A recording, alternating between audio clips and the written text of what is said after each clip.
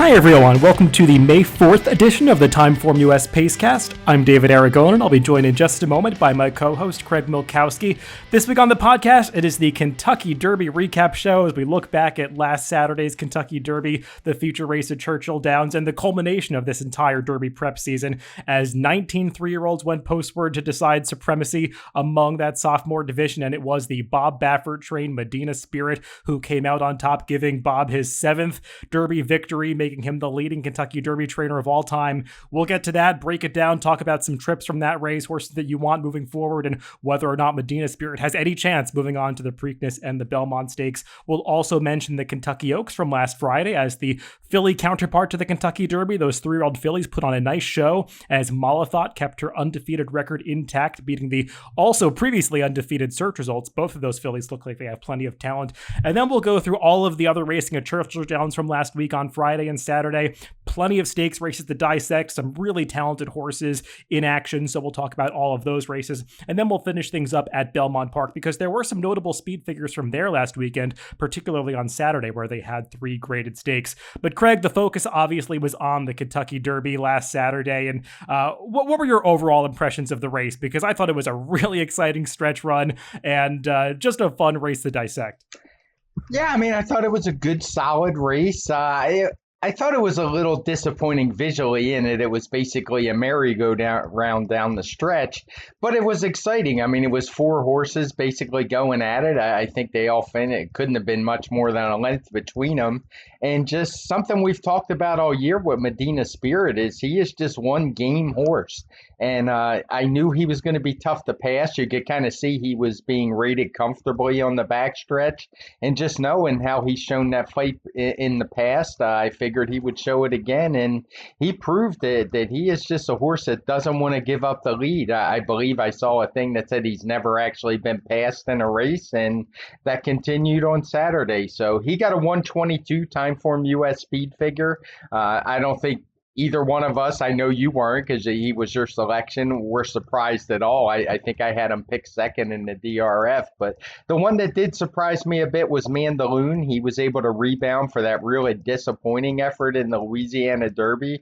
He ran a really nice race, and that proved to be a strong race as Hot Rod Charlie was able to be right there at the finish and run third. So just a really solid group. I'm curious to see who goes on to the Preakness and to maybe skips it and goes on to the Belmont. But I think these horses took a step forward in this race and ran a big one.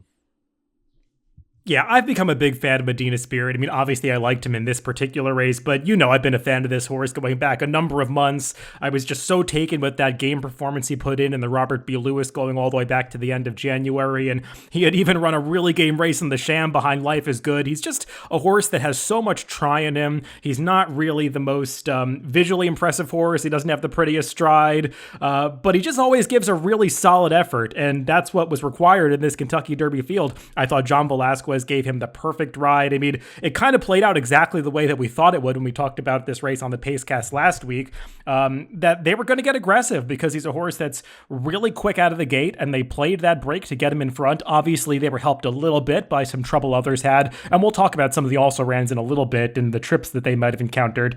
But Medina Spirit got out to the front on the inside, and he just saved ground the entire way and turned back all the challenges, and a really nice performance from him. As you said, the TimeformUS speed figure of 122 is decent for the Derby. I think all of the top 4 finishers got numbers of 120 or above, so that's pretty good for these 3-year-olds. I mean, we had talked about how this crop wasn't running numbers that were that spectacular, so it was nice to see a group of them all step forward, because I think that's what you want to see at this point in the campaigns.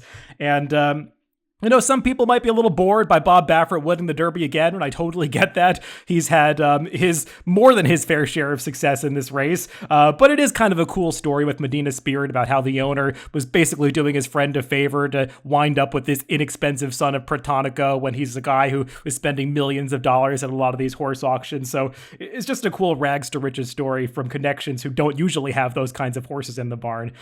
So Medina Spirit's definitely a likable horse moving on to to the next two legs of the Triple Crown. But we'll see how those races come up, because we had some also-rans in this race that also did really well, as you said. Mandaloun was a nice second. I thought Florent Giroux gave him a perfect ride as he rebounded from that Louisiana Derby debacle. Hot Rod Charlie, the same thing. Flavien Prat gave him a really nice ride to be third in this race. Hot Rod Charlie was a little bit keen moving past the stands for the first time, but I thought that Flavien Prat did a great job settling him down, and they both saved the ground that they needed to on the turns, and they peeled out at the top of the stretch. And at different points in the stretch, it looked like both Hot Rod Charlie and Mandaloun might have their shot to go by Medina Spirit, but he just turned them both away. I do want to get your take on Essential Quality. I've seen some chatter on social media about he's a horse that did have significant ground loss in the race, and you can debate how important that really is in the Kentucky Derby, whether you want to be kind of inside navigating your way through traffic or whether you want to get that outside unencumbered run into the race, taking that ground loss. And that's definitely the trip that Essential Quality got, because I think if you look at Trackus numbers, he covered something like 68 more feet than Medina Spirit. But Essential Quality still had his chance in the stretch of the race. At the end of the day, he just didn't really seal the deal.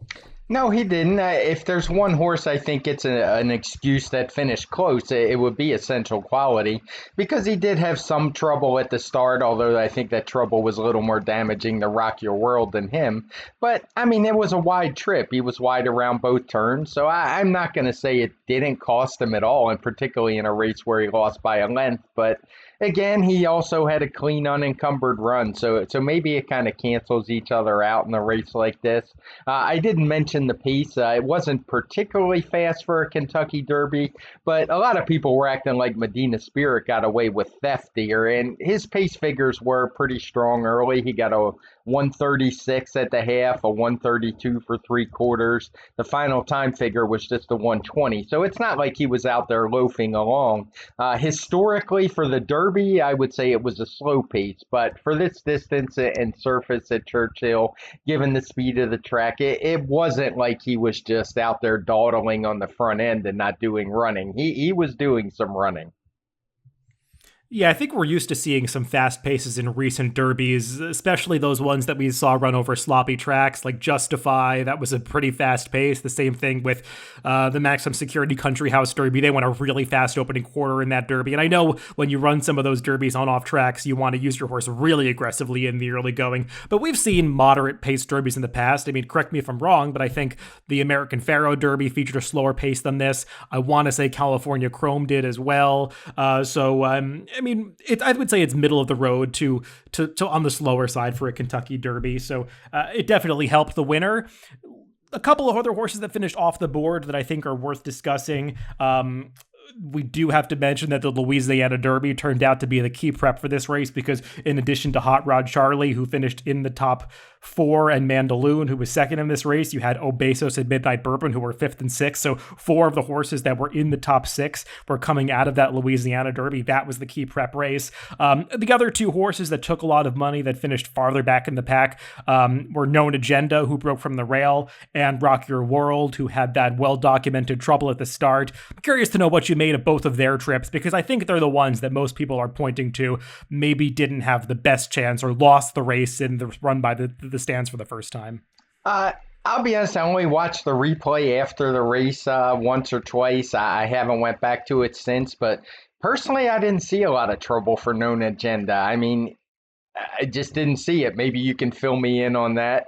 Rock Your World, I think his race was over at the start. I thought that before it's even come out, that I guess the rider's foot wasn't in the irons as the gate opened, and I won't say I'm smart enough to know just how much that would cost a horse, because I really don't. But I just think the start, and given the way he likes to run, pretty much wiped him out. So I'm going to draw a line through it and see if he can rebound from that one. But yeah, Known Agenda, I mean, he just didn't do any running late. So if you say he was boxed in and something like that, I just don't see anything for him.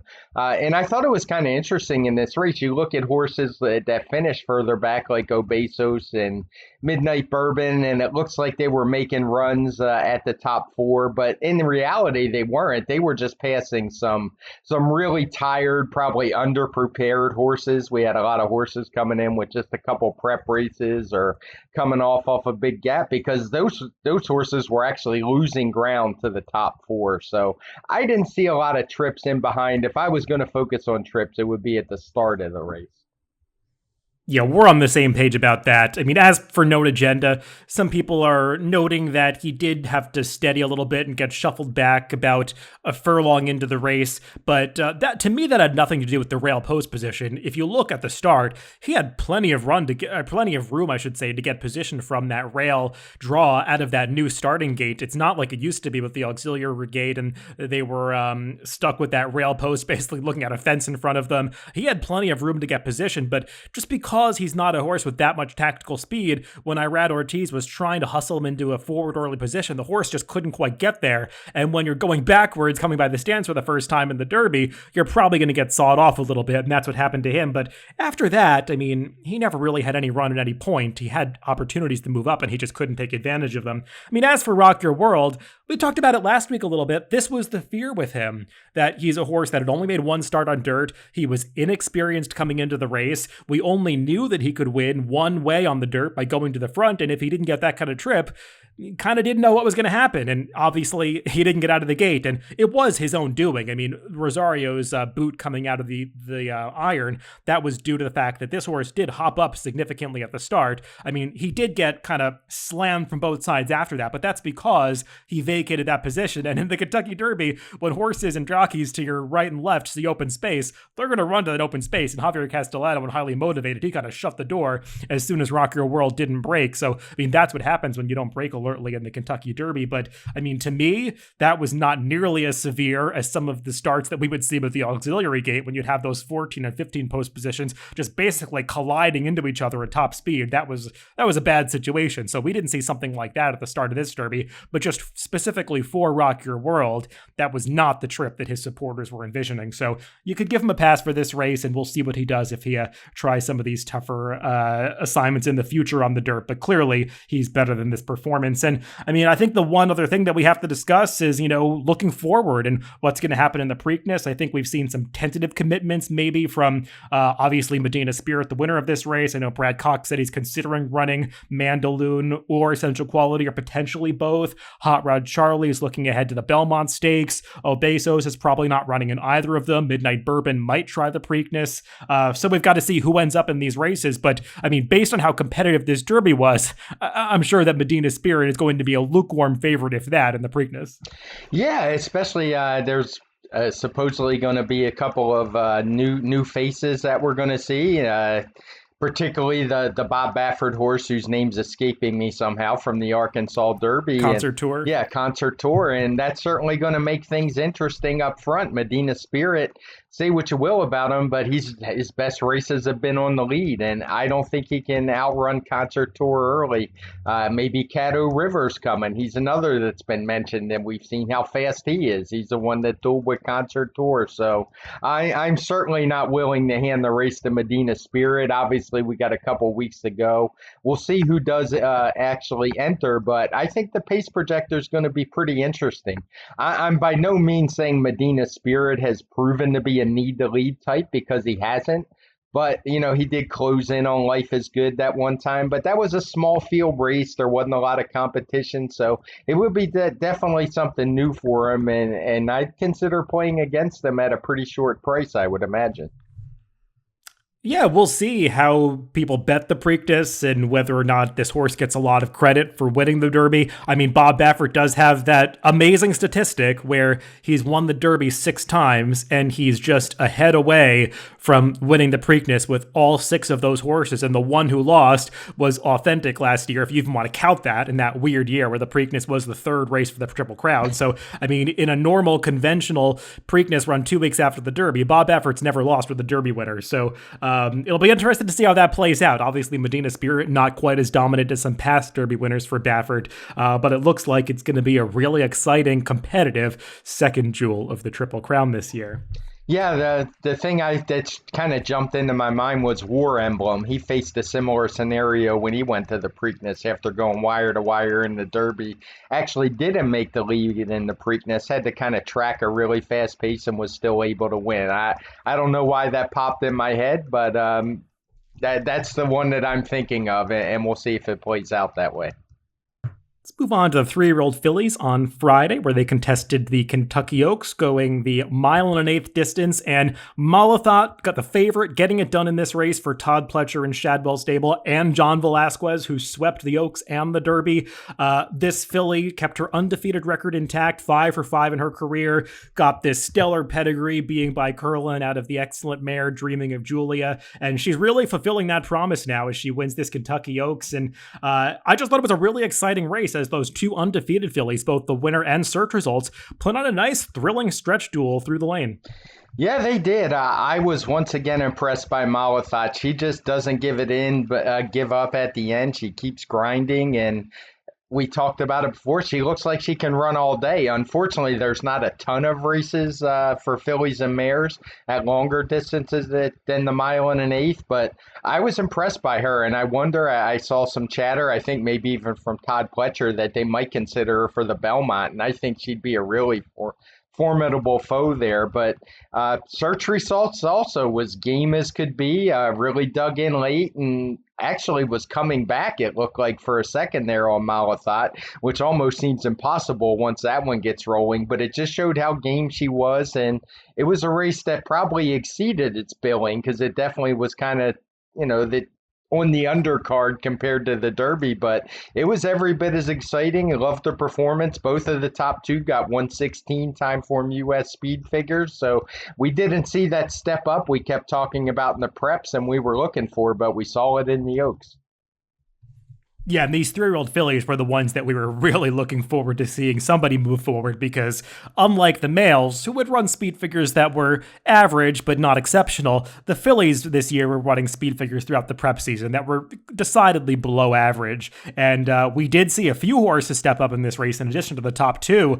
The ones right in behind them, Will Secret and Clairiere, they both really moved up from a speed figure standpoint. So you like to see that, and it makes the outlook a little more positive moving forward in this 3-year-old filly division through the rest of the year. As for Malathaat, I don't have a whole lot to add. As you said, she just has a lot of fight in her, and she just keeps moving forward seemingly with every start. And remember, she's pretty lightly raced so far this year. This was just her second start of a layoff, having gotten in that one prep race. So, I mean, Todd Pletcher might think that she still has upside moving ahead to her next start. So if they try the Belmont, which I agree, she seems like the kind of filly that might be able to do it. I mean, she's a big, imposing horse who's bred to run all day. So it would make a little bit of sense. Todd has been pretty clear that they're not considering cutting her back in the Acorn. It would be the Belmont or the Mother Goose a little bit later. So we'll see what they decide. But a really nice performance from her. And I agree, search results, seems like she's really figuring the game out. She actually changed leads in this race, which gave her that extra oomph to battle back on the stretch. We hadn't seen her do that in her prior two starts, where she had kind of hung on her left lead for the entire stretch run. So it's nice to see her figuring things out, and it sounds like she'll be pretty tough in the Acorn, because cutting back to a mile should be perfect for her. But as I said, the others that ran behind them all improved as well, so it just seemed like a strong race for this crop. Yeah, and I mean, that's kind of what you expect. I mean, this is the race everybody is targeting, just like the Derby for the males. So it really shouldn't be a big surprise when these horses step forward and run bigger figures than they have been. They should be coming in peak condition. And that's generally what we see in these races. And no disappointment this weekend from the fillies or the males. All right, let's hop on over back to Saturday as we talk about some of those undercard races for the Derby. There were a few grade ones in addition to the Derby, 3 of them to be exact, some grade twos on the card, plenty of top horses in action across a variety of divisions. So let's get into it. And we're going to begin with the race right before the Kentucky Derby. That was the grade 1 Old Forester Turf Classic, and definitely one of the most exciting races of the weekend to watch, as Colonel Liam and Domestic Spending hit the wire together. At first, it looked like maybe Colonel Liam had hung on, at least to me, but as you saw the slow-mo and over again, it seemed like it was coming clearer and clearer that this might be a dead heat, and that's how it turned out. But just excellent performances from the top two in a really exciting race. Yeah, this was a good one. I think the turf division is going to be strong once again this year. Colonel Liam, he just keeps getting the job done. Although I mean, I don't know how this counts. He still gets credit for the win. I thought he ran great, but if you held my feet to the fire, I'd say Domestic Spending was the better horse in here. He took a big step forward in his first start as a 4-year-old. I got a nice 125 time form US speed figure compared to Colonel Liam's 124, and that's because he was able to close into the pretty slow pace. We had the early fractions all coated in blue, and I just thought it was a good run from both of them. Even Smooth Like Straight, I thought ran a decent race. I mean, it's not like he got beat a ton. He was only a neck back in third, so really solid division.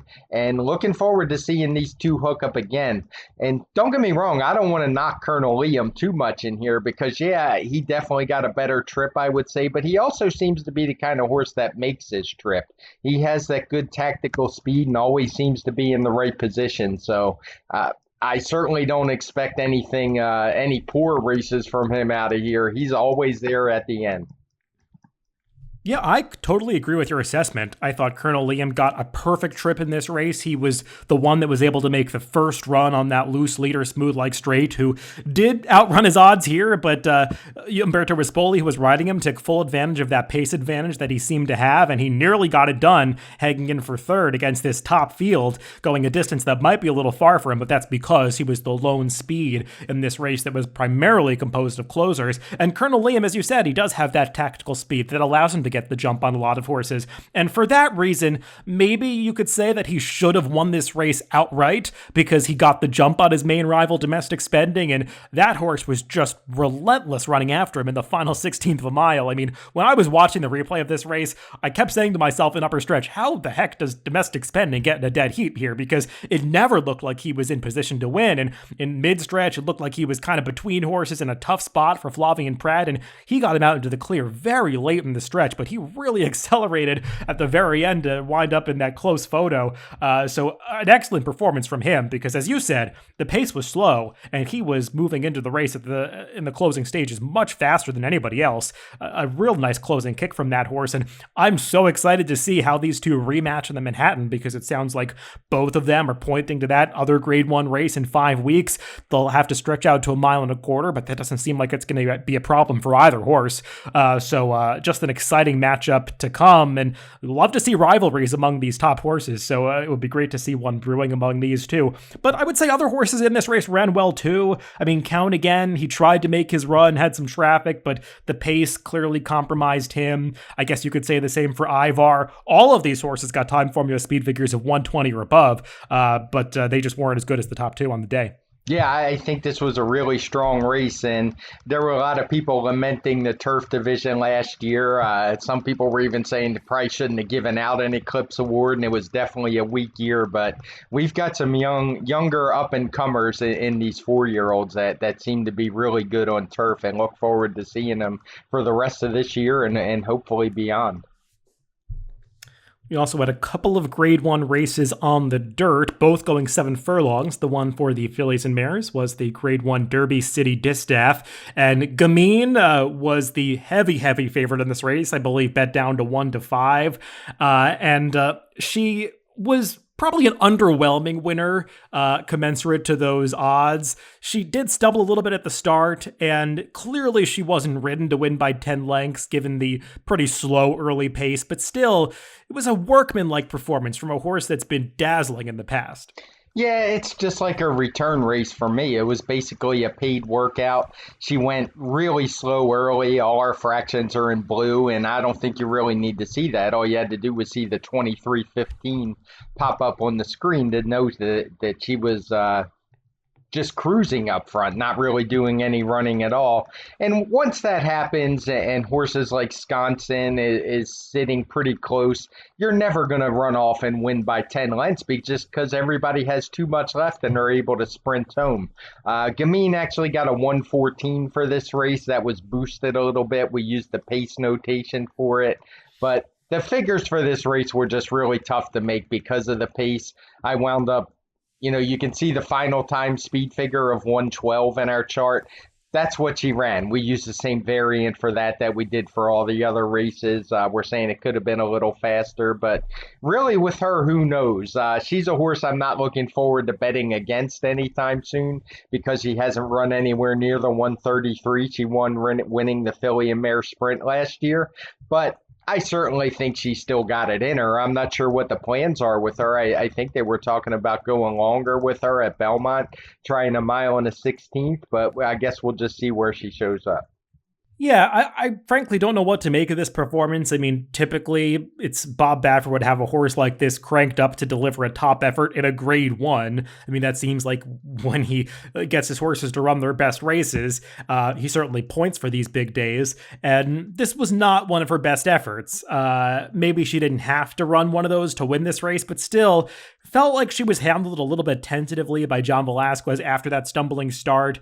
I don't know if maybe she didn't feel like she was quite as keen as usual or what was going on, but he let everybody come into the race at the top of the stretch, and it just kind of turned into a quarter-mile sprint to the wire, and Gamine is supposed to win under those circumstances, but he had to get into her in the lane. It wasn't that easy kind of win like she had in her prep two back. He was whipping her in the stretch and getting after her, and I mean, she responded well enough to beat Sconson by a length and a half, but it wasn't the kind of brilliant kick that we've seen from Gamine in the past. And she is that kind of horse that on some days has looked like maybe the most talented filly of the past decade, and on other days has looked like a mere mortal, and this was the latter. So we'll see what she does in the future, but you'd like to see her get back to some of the performances that we saw last year. Yeah, I'm not a big fan of horses going out setting these slow paces. I don't think it does speed horses any favors. Yeah, she was able to win the race, but I mean, she really towered over the field. But I wonder what's going to happen now. She was a filly who was running really fast races last year, and eventually she's going to come across some fillies that are going to make her work. And I just wonder if she'll be ready. You know, like I said, I'm not really looking to bet against her. Certainly not going to bet on her, but yeah, I think it is a little concerning. Her two races this year, her opening quarter mile pace figures were 85 and 86, which is low level claiming type numbers. So I do think there are some questions. Yeah, I have questions too. I mean, I don't really care about the way that she won her prep for this. To me, that was impressive enough. She did what she was supposed to do. This was not impressive. She was a horse that was working harder than she probably should have had to against this field. So we'll see what happens in the future.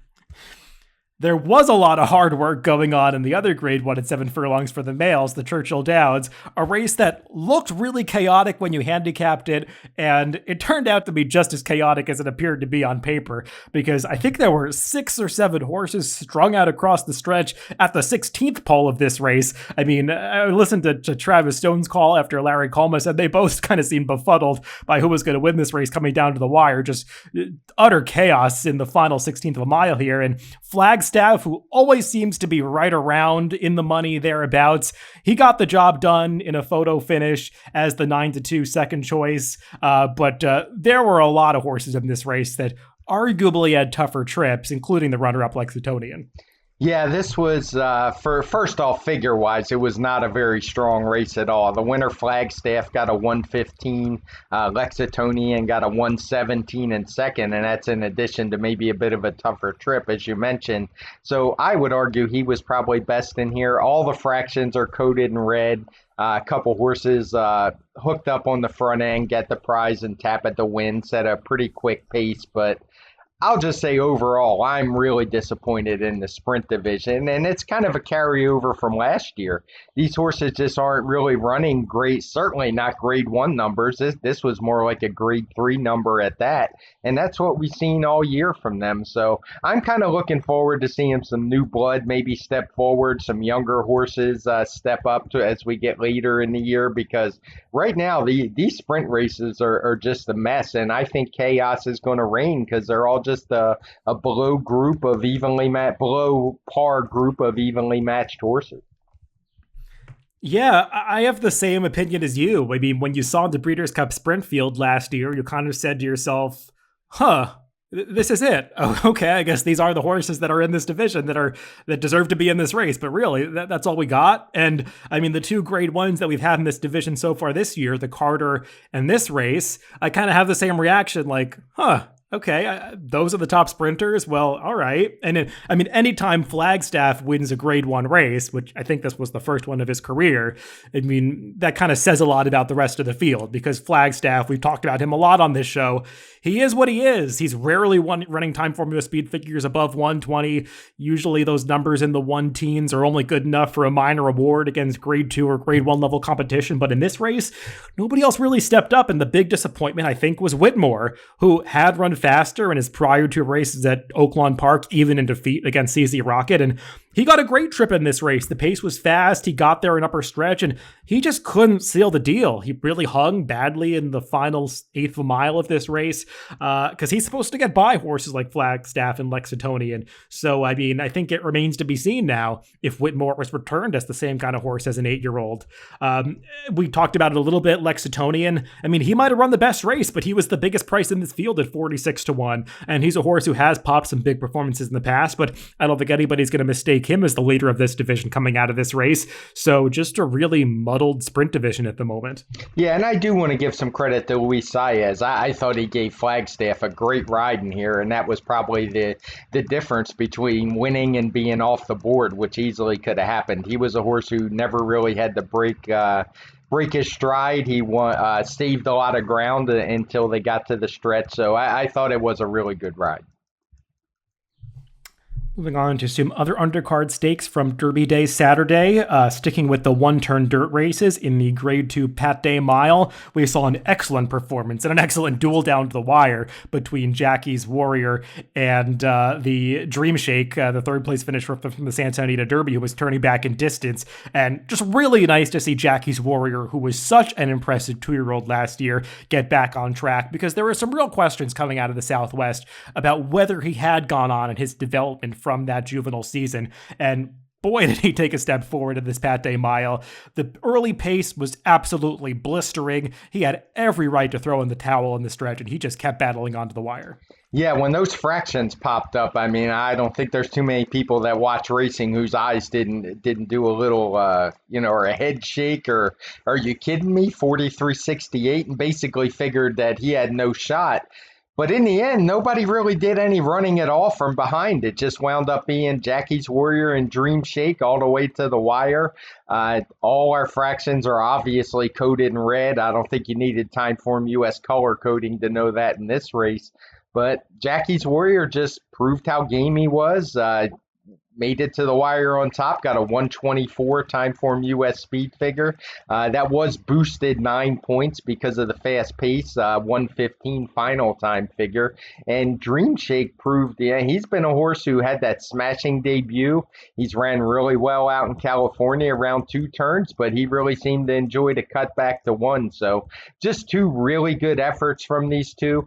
I know it'll never happen into today's game, but I sure would love to see Jackie's Warrior take a shot in a race like the Met Mile, where he'd get a considerable weight break. And really, who's there to be afraid of other than maybe Charlatan, who I guess is pointed for this race? This is as good a performance as we've seen from a lot of horses this year, regardless of age.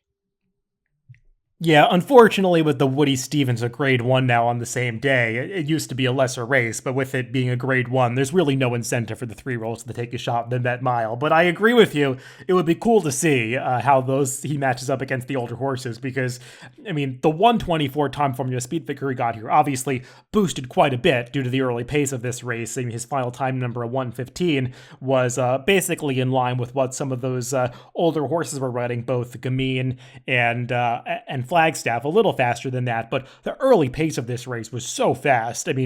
Pairing up 153 pace figures for the first 2 fractions going a mile and winning a race is something that you just rarely see. I just thought these 2 both ran excellent races, because Dream Shake was right on top of Jackie's Warrior the entire way, running nearly as fast for the entire trip, and he hung in there right until the end.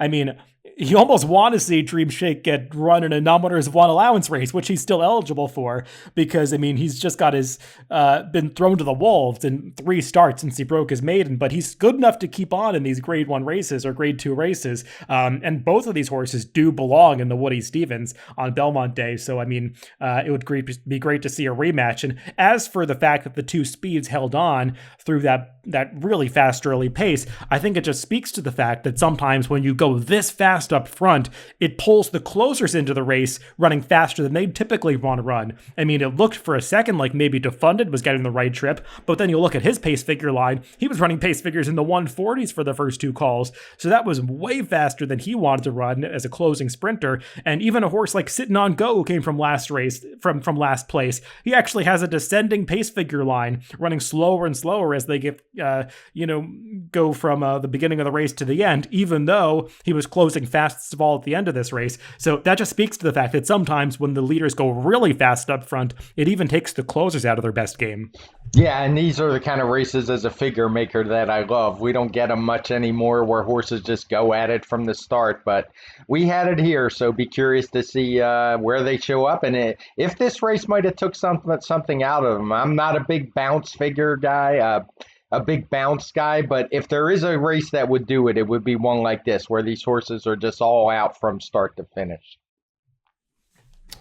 Another stakes from that Saturday card, moving back over to the turf, was the Grade 2 Distaff Mile for the fillies and mares. And this was an interesting one to watch because Blowout looked like the lone speed on paper. And typically when a rider is on a horse that's the lone speed, they try to slow it down as much as possible on front.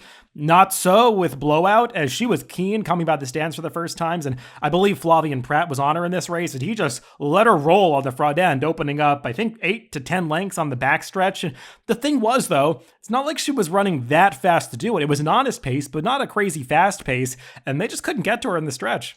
Yeah, this was a race where I liked Blowout. She kind of stood out on the pace projector. I think she's a horse that had some tough trips, and she always runs really well. And this was the one time it just looked like there was no way she wasn't going to be clear. Now, I certainly didn't expect her to be on top by 10 lengths, but hats off to Flavien Prat, because in the end, she needed every bit of it. But it was good to see him use her speed and open up that advantage, because if she's 5 on top on the backstretch, he probably gets run down, given that the pace wasn't all that fast.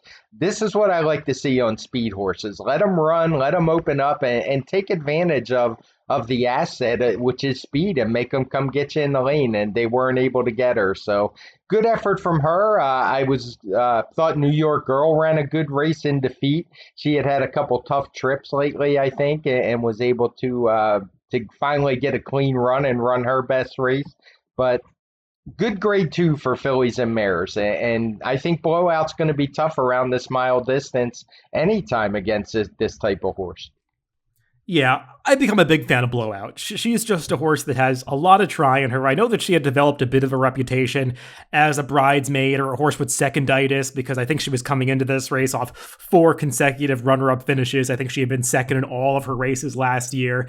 But, I mean, even in defeat, she had tried really hard in those races, and she had often led most of the way, setting some fast paces. I mean, I think we saw that in, I think it was the Athenia last year at Belmont, or the Noble Damsel last year at Belmont, when she set a crazy fast pace going a 1-turn mile. The same thing in the Matriarch, and she just got nailed at the wire in both of those races, I think by the same horse, her stablemate Viadera. But I mean, she wasn't the kind of horse that was just giving it up at the end. She was fighting all the way to the wire, and we saw that here. I mean, they came to her in mid-stretch, and once they got within about a half length of her, she wouldn't let them get any closer. So nice game performance from the winner, and it seems like she's going to be pretty tough moving on to that Grade 1 on Belmont Day, the Just a Game. That seems like a perfect fit for her. I know Chad Brown won that race with the newspaper of record last year, and this filly has the same kind of style as that one. Just go out and see how far it can go on the front end. So we'll see who else Chad Brown or anybody else has for that race, but she's definitely dangerous given her running style. Moving on to another turf race from that Saturday card, the American Turf Grade 2 event for the 3-year-olds going a mile and a 16th. And something we rarely see is Bob Baffert winning graded stakes races on the turf. But that's what he did with Du Jour, who got the job done here. Once again, for Flavien Prat, who had a really nice day on that Saturday card at Churchill Downs. This horse, he had shown some promise out in California, certainly not facing the quality of fields that he met in this race or would have met in some of those East Coast graded stakes elsewhere. But she showed that he's got the talent to compete, because he put in a really nice effort to win this. Yeah, he did. He was a horse, even though he had the best TimeformUS speed figures, he was their top power pick. I kind of dismissed him because it looked like there was a lot of speed in here. He had won his races setting moderate to slow paces or being right on the pace in the case of his maiden win, but they were all coated in blue. But he showed he's more adaptable than those races would have led you to believe because he was able to comfortably rate back in fifth, drop back as far as seventh, 3, 4 lengths off the lead, and just was able to kick out and win easy. You don't often think turf when you think Bob Baffert, but it looks like he has a good one here. Ran a career best 111 TimeformUS speed figure here, and he did it pretty easily. Mostly, I like the versatility. Couple of his main rivals were probably, well, one of his main rivals, Scarlet Sky, basically had no chance from that post that he was given. But I would say the big disappointment in the race was Annex, who really just didn't have any excuse. He had won a couple back and two in a row, but his last race had come back slow. So I was a little bit dubious of him. And he's one I think I'm going to write off at this point as a top 3-year-old turf horse. Yeah, we didn't talk about these races on the Pacecaster forecast last week, having not done a show later in the week, but I was pretty skeptical of Annex coming into this race. He just hadn't run that fast since his maiden victory, and he was stepping up to face some horses like the winner du jour, who had already run faster speed figures, and it wasn't a big surprise to me that he wasn't competitive with this field. This was a race where I think trips were really important because the early pace was very fast. You had a Chad Brown first-time turfer who just kind of ran off on the front end, and it caused some horses that were close to the pace to maybe not have the finishing kick that they would have liked. Perhaps like Win From Within, who was third in here, who I thought ran a nice race, was kind of forced to move a little sooner than you might have liked given the fast-paced situation. Well, he just got run down at the end. Du jour, though, it's not like he was that far off the pace himself. He just had a better kick in the final stages of this race. It should be noted, all of the top 3 runners, they were on the rail for the entire way, which in a 14-horse field, saving ground can be pretty important, and all 3 of these horses did, so that helped them be successful. As for Scarlet Sky, who was one of the disappointments in here, it seemed like something went wrong. Joao Rosario never asked him for a run at any point. It looked like he was even considering pulling him up around the far turn. So it just seemed like maybe something wasn't right with that horse, and perhaps he had an issue. I don't know what it would be, but he's one that I would give a pass to for this race because just looked like the rider was feeling like he wasn't traveling well. But the winner du jour, Bob Baffert's got a nice turf horse on his hands, and it'll be interesting to see how far he wants to go outside of Temple City, because most of the big races in this division, both on the east and west coast, are going 9 furlongs or a little farther than that. So he's one that might be able to handle it, but we'll have to see in the future. Moving on to Friday's card at Churchill Downs, that Kentucky Oaks undercard, we again saw plenty of Grade 1 and Grade 2 action. The Grade 1 on the day was the La Troienne for the older fillies and mares, which featured last year's Kentucky Oaks winner, She Dares the Devil. She was the favorite in here, and she got the trip that I think most people expected, did win the race, but not the most visually impressive performance from a horse that had quite a reputation coming in. No, it wasn't the most visually impressive, and it wasn't the best speed figure either. She only got a 111 in here. It was a little head scratching for me, but when I sat down to make the figures, but it wasn't a race that I just wanted to arbitrarily upgrade because there were races before and after it around 2 turns that were all in line. So, I mean, it's just one of those, the number is the number. I'll keep an eye on it, and maybe these horses will come back and run the figures they were running, but there was nothing on the clock to lead me to believe that they ran a big race. And watching it, as you said, it wasn't all that impressive visually. So I was a little disappointed in this race personally. Just a 111 for the winner, 110 for the runner-up. So not sure quite what to make of it. Yeah, I feel the same way. I'm not really sure what She Dares the Devil or where she's supposed to go from here. She had obviously beaten Latruska, who was the Apple Blossom winner in her prior start at Oaklawn. You could say that She Dares the Devil got the better trip than Latruska that day and maybe took advantage of circumstances in a very close finish. But she took a step backwards here. She had everything her own way on the front end and just didn't finish off the race with the vigor that I think you might have hoped for. And Florent Giroux really had to get into her in the stretch to get the best out of her. So I don't know, maybe she was just running to the competition because it wasn't the strongest field for a grade one, but she's going to have to run faster in the future if she's going to get back on terms with the Latruska that we saw in the Apple Blossom, as well as Monomoy Girl, and perhaps some others, like as time goes by out in California. It's a strong group of fillies and mares out there, and a number of 111s. Not going to get it done in any more grade one races throughout the year. Moving on to some of that grade 2 action from Friday, the Alley Sheba, the counterpart to the La Troienne. We saw Maxfield return from the Santa Anita Handicap, his first loss in his career, and he got back to his winning ways here in pretty decisive fashion. He was supposed to win this race as the heavy favorite, and he put in a nice performance to win this grade 2 going a mile on the 16th. Yeah, he's kind of turned into a machine. He's run 4 races in a row, all in the low 120. So he's a figure maker darling because we know what they expect from him. He got a 122 for the win here, did it pretty easily. It wasn't much of a field, honestly. The runner-up was a horse who had kind of been a synthetic track specialist, though he'd run okay on dirt in the past, but I don't think anybody's going to confuse him with a grade 1 runner in Visitant. He ran just fine to get a 119, but I guess Maxfield did exactly what they'd want him to. I imagine they're going to jump into the deeper waters going forward, and it's not the strongest crop out there. Maybe he prefers these shorter distances. Maybe that 1.25 miles of the Santa Anita Handicap was just a little bit too long for him. But, I mean, he didn't lose anything in defeat that day. He's just a good, solid horse who I don't think is like one that's going to vault head and shoulders above the division or anything. He's going to have to run faster as the year goes on to win some of these grade ones. Yeah, I think he's a really nice horse. I'm not going to be shocked if he wins a grade 1 at one point. Probably not going 1.25 miles like they tried in the Santa Anita Handicap, but he definitely has a lot of talent. I mean, I think right now his best chance to win a grade 1 might be going a mile, which they could try in the Met Mile at Belmont Day, but I feel like he's the kind of horse that they'll probably opt to instead run in the Stephen Foster, given that Brendan Walsh is based more in Kentucky. So we'll see what they decide to do. He'll probably run in one of those 2 races, but he's a talented horse. I really don't have any knocks against him. I just think there might be some distance limitations there.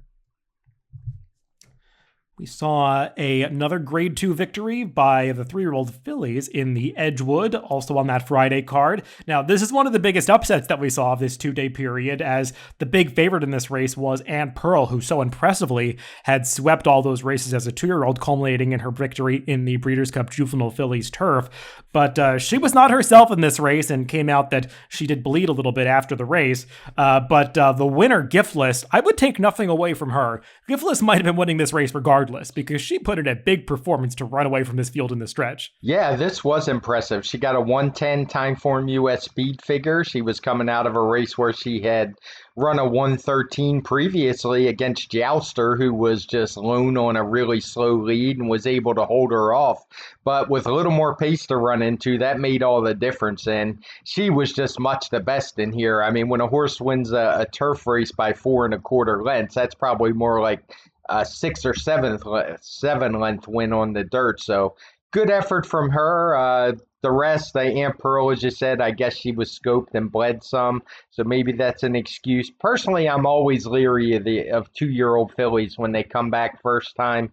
As 3-year-olds, the ones that run the really fast figures, I'm not saying they can't repeat them, because sometimes they do, but I think as a bettor, you want to take a stand against these horses almost on blind faith, because more often than not, they don't run back to those 2-year-old performances, particularly when they're coming back off a 5-month layoff. Yeah, I mean, you could kind of see it from a physical standpoint that Ann Pearl looked like the rest of the field had basically caught up to her from just their physical stature. She did look like she towered over the field, maybe the way that she did as a 2-year-old. I mean, these progeny of Lope de Vega, they do have that reputation of hitting their peak at age 2 and not always going on. Newspaper of record, we saw the same thing from her. She was by that same sire, bought over in Europe, and she was just, I mean, in a different league in her competition as a 2-year-old, and the rest of them caught up to her. I mean, obviously she went on to do some nice things later in her career as a 4-year-old, but she was never as dominant as she was as a juvenile. And I mean, maybe the bleeding was the big excuse for Ann Pearl, and she'll be back to her the same winning ways in a few weeks when they try her back in a different spot. But they said that she bled a 3 out of 5 on that scale. And that's It's significant, but horses can still run when they bleed a 3 out of 5. It's not the most severe bleeding incident. So we'll see if she comes back in the future. But as you were saying, Gift List, she was just really good, and she validated that number she got at Keeneland 2 back when she was beaten by Jouster, who had that big pace advantage, but ran a really nice race and a fast race in the Appalachian. And we talked about how the horses that were closing at the end of the Appalachian might be the ones that you want moving forward. This filly, in addition to Plum Ali for Christophe Clement, who was also closing, and they validated that here, or she validated that here. She took a big step forward, kind of the way that Concrete Rose announced herself in this same race a few years ago, and she went on to do nice things later in the year, so we'll see if the same is true for Gift List. We saw some 3-year-old fillies run on the dirt on the same day in the 8 Bells, this one going 7 furlongs. This race featured the return of last year's Grade 1 Frisette winner, Day Out of the Office, and she was ready to run a big race in her return, but just a big race going 6 furlongs because she took a big advantage coming into the final furlong and just basically hit a wall, and Obligatory, one of the long shots in this race, was able to make that big run from far back to get up. Yeah, I thought she ran a good race. As you said, she looked like a winner until maybe mid-stretch when Obligatory just kicked it in. I think a big part of that was the pace. They said a sub-22 pace. The opening quarter and half mile are coded in red in TimeformUS PPs, and Day Out of the Office was right up there on it. She actually got a 114 TimeformUS speed figure compared to the winner who got a 110, but I thought it was a good effort from both of those top two. So I look forward to seeing what Day at the Office can do going forward, because she is one who did seem to keep her 2-year-old form. This was a big race from her, and I think she'll appreciate more distance. I thought it was interesting. She actually got a lifetime top in defeat here at a distance that might be shorter than she's best.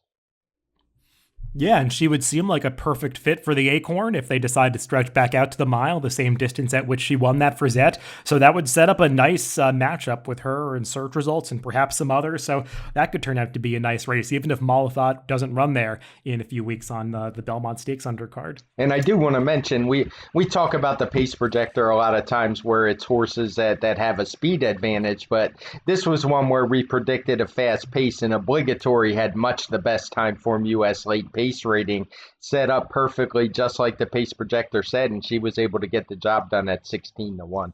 One more stakes to discuss from last week at Churchill Downs. That was one of the ones they ran on that Thursday card, the opening verse, a listed stakes race, but a decent speed figure earned by the winner Set Piece, who has been a little up and down for Brad Cox and Judd Mott at different times. It looks like he's been on the precipice of stepping up to graded stakes company. Hasn't quite delivered yet, but this was a decent stakes win for him. Yeah, it was. He was a horse who you wondered. He had won on the turf earlier in his career, but he had kind of been dominating things on the synthetic surface. But nice effort from him here as he was able to get a 121 TimeformUS speed figure moving back to the turf. Seemed to be a turf course that he liked. I'm not convinced he liked that one at the fairgrounds, that yielding course that he ran over.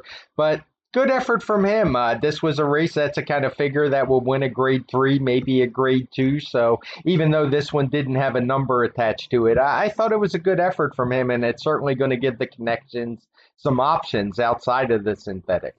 Yeah, I agree with that. I thought he got a good trip from Florent Giroux, who did that, saving ground early, peeling out in the stretch and making that one run, and it all worked out for Set Piece. I mean, the other horse that I thought ran well in here was the 3rd place finisher, Gray's Fable. The pace of this race, I mean, it wasn't that fast. It was honest enough, but I mean, Gray's Fable was coming off a very favorable trip when he won over what seemed like a speed favoring course at Gulfstream in his prior start. He had to deal with the very fleet Sayoff on the front end here, and he held on well to be 3rd, a horse that just seems to be in really good form right now. But Set Piece is one that you wonder what they're going to do with him here, because he's got to get that class test, I guess, again at some point if they try graded stakes in the future. But based on the speed figure he earned here, he's probably earned his way back into those races. Yeah, and should mention Snapper Sinclair as well. He's a horse who, he's certainly not a grade 1 type, but man, is he versatile. He seems to run the same speed figure every time out, whether it's dirt or turf. He was able to ship overseas, run in Saudi, come back, run just fine off a pretty short layoff. So he's the kind of horse I like to follow because he just runs a lot and always seems to show up. The one non-stakes that we'll mention from last week at Churchill as we wrap up things at that venue was an allowance race from that Kentucky Derby undercard on Saturday. I think it was the 5th race that was won by Mask Parade, going the 1.125 distance, and just a blowout victory from a 3-year-old who seems to be stepping forward at the right time. Yeah, when this race was run, I was actually wondering if the Derby would be able to match it and get a better speed figure. He won by so many lengths. It had the look of a race that was really fast. And don't get me wrong, it was a fast race. He got a 1:14 TimeformUS speed figure for the win. He did it from the far outside post, although I don't think it hindered him a whole lot. He was able to establish pretty good position early into a moderate pace, but the way he finished off the race showed he's a horse that's definitely moving in the right direction. He's improved his speed figure. The last 4 or 5 races in a row, he's jumped up. So he looks like a horse with a lot of potential who's eventually going to find his way into stakes races and probably graded ones because he looked really good on Saturday. Yeah, it's probably too soon for him to make it into any of the Triple Crown races. That would be asking a lot of a horse who's yet to run into stakes. But, I mean, a race like the Travers in the summer, I would imagine the connections could draw a circle around that and try to plan a route to get there because he might have that kind of ability. He had run a fast race in his prior one at the fairgrounds, and it just seems like he's really moved forward in this spring of his 3-year-old season. Let's now move on to Belmont Park, where we're just going to discuss a few races, some stakes from Saturday, and a few impressive speed figures from Sunday. Among those stakes from Saturday were a couple of turf events, both grade 2s.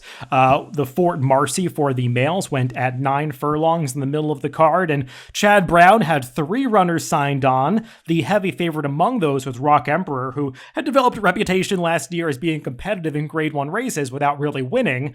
And he didn't get it done here either, but he was the most heralded of the Chad Brown trio, and it seemed like the plan was to use Tribhuvan as the rabbit for Rock Emperor, given that they both have common ownership. But that backfired a little bit because it turns out Tribhuvan was the best Chad Brown horse in the race.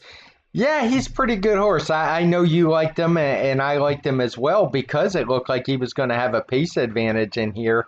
I'm one who's always thought Rock Emperor's been a little bit overrated. He gets bet heavily every time, but he's a horse who just doesn't seem to get it done very often. He was even shipped to California. He wasn't able to beat a horse like United, who's solid, but for sure, but isn't one who racks up huge speed figures. So I'm always looking to beat Rock Emperor and was able to do it here, as was City Man, the runner-up. Rock Emperor just didn't show up. Maybe it's a little bit short for him, but he really didn't have any excuse. As you said, he had plenty of pace to run into. Tribhuvan was all by himself up front, but it's not like he was going slow. His early pace figures were in the 130s, so led to a 122 TimeformUS speed figure win, which is what he ran last time when he won back in July. So nice return from the races, and he's a horse who really hadn't been sent to the front in the past. So I wonder if they'll change up his style a little bit, seeing how he was so successful. Yeah, Craig and I were talking about this one a little bit off air before we started recording, and we had a discussion earlier in the week about the pace projector and how it looked a little weird because it had Tribhuvan on the lead, and it was taking into account that Fort Marcy from last year when he didn't finish the race because he was pulled up, but that was the race where I think Jose Ortiz was riding him and a rain broke coming out of the race, and he basically was uncontrollable, and he kind of ran off on the front end and set some fast fractions before he got pulled up, and they were able to get him off the track. But while he didn't finish that race, it did show that he actually had some speed in him if they decided to use it. And clearly the instructions to Eric Cancel on this race were to send this horse aggressively out of the gate and open up early, the way that Chad Brown does like his rabbits to be used when he does, elect to use horses that way for others in the race. But Tribhuvan, he's a talented horse, and I would imagine they're going to move on to the Manhattan with him.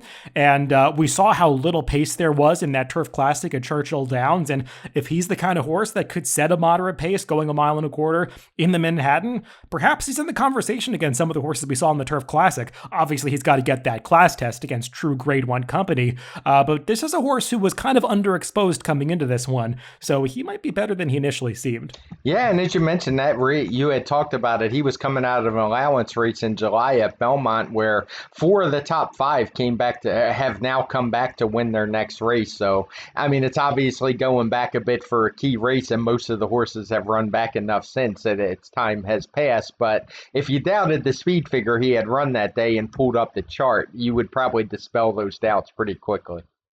Also on the turf on Saturday at Belmont, we saw the fillies and mares in action in the Grade 2 Sheepshead Bay. This one going a little farther, 1 3/8 miles. And Magic Attitude, a horse for Arnaud Delacour, who had made such a splash when she made her debut in this country last year, winning that Belmont Oaks, going the same distance from off the pace. She had been a little bit of a disappointment after that, not getting it done as the favorite in the QE2 at Keeneland, then kind of being a no-show in her race at Tampa over the winter, but getting back to Belmont, back to a longer trip, it certainly worked out for her here because she was really impressive making that charge from off the pace.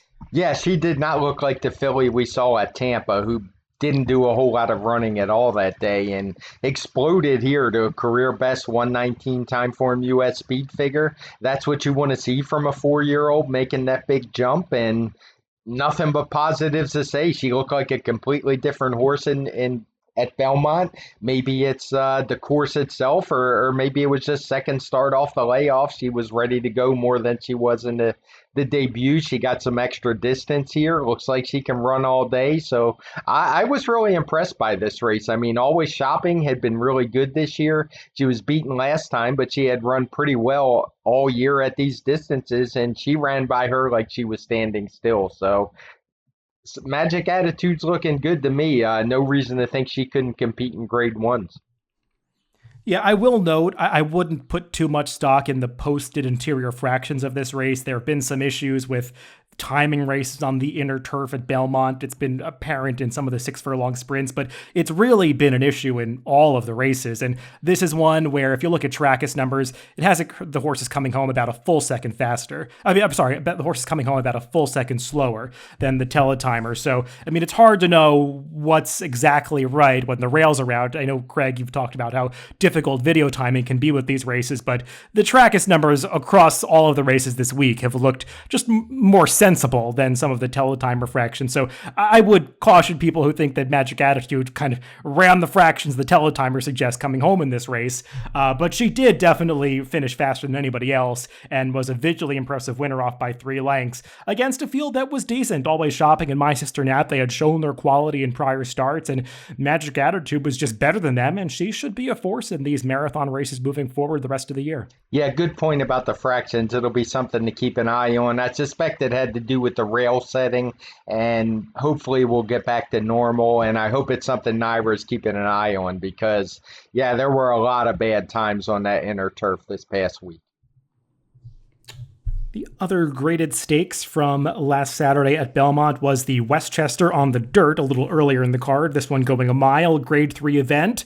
This was the matchup between the returning 4-year-old Dr. Post and the likable older New York-bred gelding Mr. Buff. Seemed like it might be a good situation for Mr. Buff to get that long-awaited graded stakes victory, but Mr. Buff, he seems to always take a peek at the racing form and know when he's in those graded stakes and just not show up with his best efforts those days, because he kind of gave it up in the stretch here. And I mean, Dr. Post, he's a good horse, and he clearly stepped forward as a 4-year-old. But this seemed like maybe it was the spot for Mr. Buff, just didn't quite play out that way. Yeah, I was skeptical when you made your tweet. I just did the Will Ferrell gif of going, nope. When you said he was going to win a graded stakes, and it was specifically because of Dr. Post.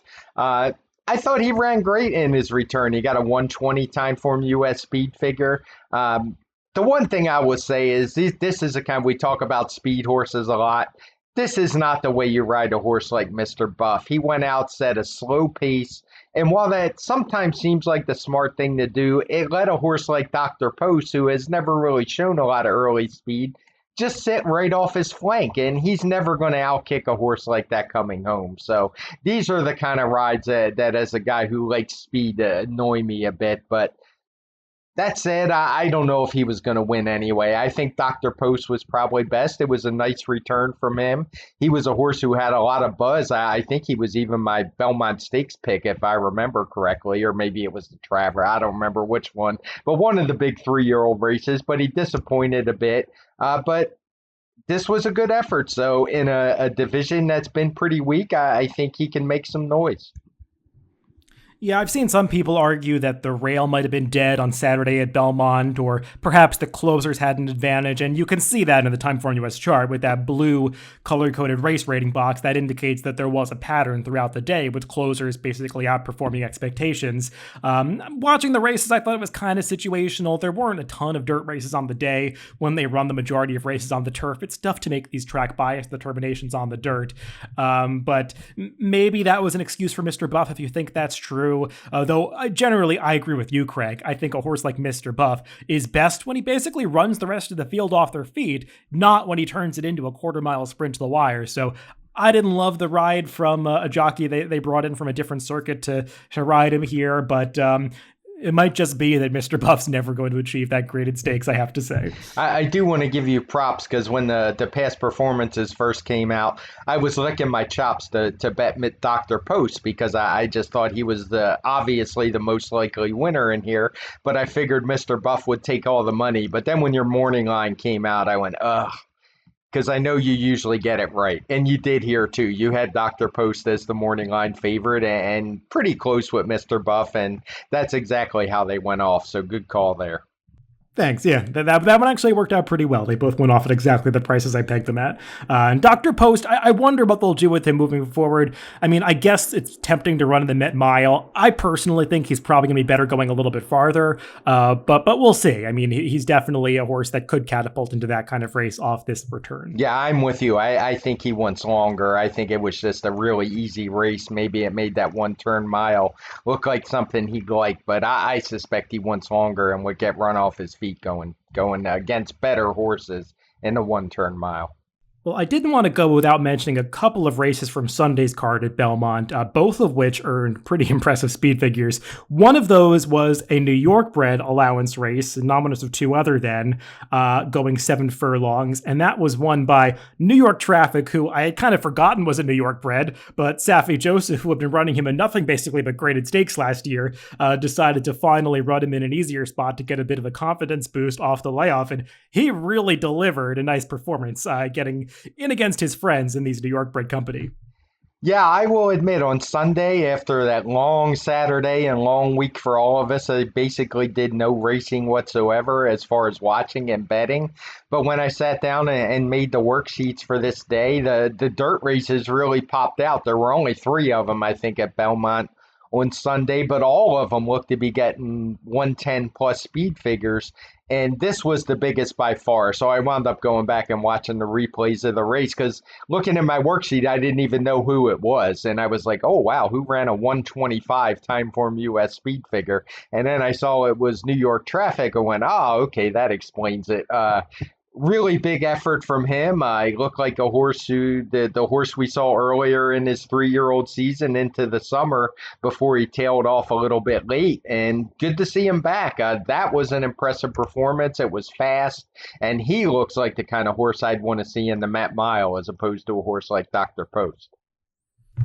Yeah, I wonder what Safi Joseph is going to do, because obviously he also trains Mischievous Alex, the Carter winner, and he's been pretty explicit that he is running that horse in the Met Mile. So these two have very similar styles. I wonder if he'll maybe try to find a different spot for New York Traffic, who seems like maybe the second stringer among the older horses in that barn. But based on this performance, they might be of similar quality. We'll see. New York Traffic is one that has run better going longer distances in the past. He ran authentic to that nose loss in the Haskell last year, so he can get as far as 1.125 miles. So we'll see what they decide to do with him, but clearly there are options based on this impressive return performance. Yeah, I was going to say he has run well going longer, so maybe he's more likely for a race like the Foster.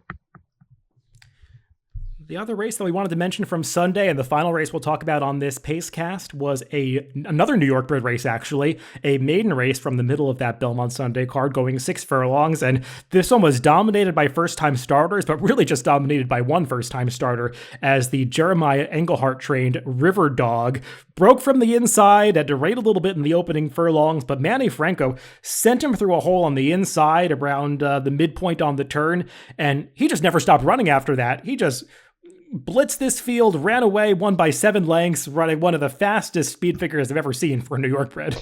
Yeah, this was the other one. I was like, wow, who did that? And I kind of popped it open and saw it was a first time starter. And, I was a little skeptical, but the 3 races were really consistent. As usual with Belmont, they were all around 1 turn. So it was a speed figure you kind of had to make unless you just throw the times out and kind of go with your gut, not with my gut, because I assume it was a fast race. But, I don't like to be conservative in these spots. I'm going to give him what the clock says he ran based on the 2 races on either side of it.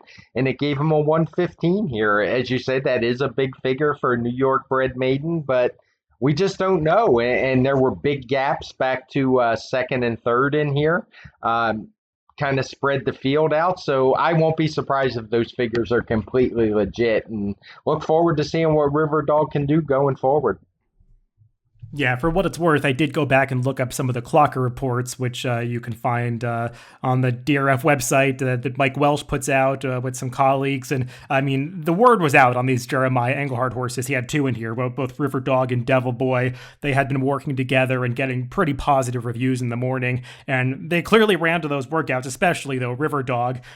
Interesting pedigree on this horse. He's a son of Twirling Candy. The dam side is really more turfy. A lot of turf sprint runners in that family. He's a homebred, not a horse with a big stakes-laden pedigree, but clearly he has plenty of speed and ability. So it'll be interesting to see where they go in the future. But this seems like it could be a strong race. I've got to go back and watch it a little bit for trips. The other runner, Devil Boy, for the same barn had to come from far back. Bill Mott had the runner-up, Big Bobby, who's got a big pedigree. He's a half to a lot of nice New York bred siblings. So this just could be a key race for the New York breds moving forward. Yeah, and the interesting thing, I mentioned it a lot in these maiden races, when you have these big winners, I like to see horses that are finishing off their races when they get big figures, and that's what River Dog was doing, not just pulling away from the competition, but also increasing his figure throughout. He went 98, 111, 115, all the way to a final time of 118, so this horse wasn't stopping at all as the wire came up, so looking forward to him big time. Well, that's all the racing to recap for this week. Obviously, there was a lot to get to with all of those stakes races taking place at Churchill Downs and the Kentucky Derby, which is always fun to dissect. But, I mean, it doesn't end. The fun doesn't stop with this weekend. There's a lot to look forward to on the horse racing landscape, and especially with that 3-year-old division moving forward in the next few weeks. The Preakness now just, I think, 11 days away. We'll talk about that, obviously, on the podcast upcoming in a week or so, but we'll get back to the usual 2 podcast a week schedule later this week when we do the TimeformUS forecast on Friday. Haven't looked at all of the racing across the country. I know there's a big card at Belmont with multiple graded stakes taking place, so we'll see. Maybe we'll find a sequence in New York to talk about, but Craig and I will discuss offline and come back with some races to handicap on that Friday podcast. Remember that you can always listen to us on DRF.com, Apple Podcasts, Spotify, and YouTube. Wherever you get your podcast, just make sure to subscribe to the Daily Racing Form channel. Thanks for tuning in this week, and make sure to catch that TimeformUS forecast on Friday.